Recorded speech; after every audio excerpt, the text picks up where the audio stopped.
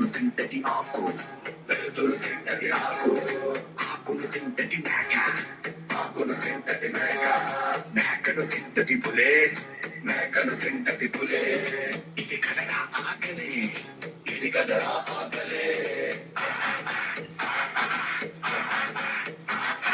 పులినే తింటది చావు, చావుని తింటది కాలం, కాలాన్ని తింటది కాళే. ఇది మహా ఆకలే. వేటాడేది ఒకటే, పరిగెత్తేది ఇంకొకటే.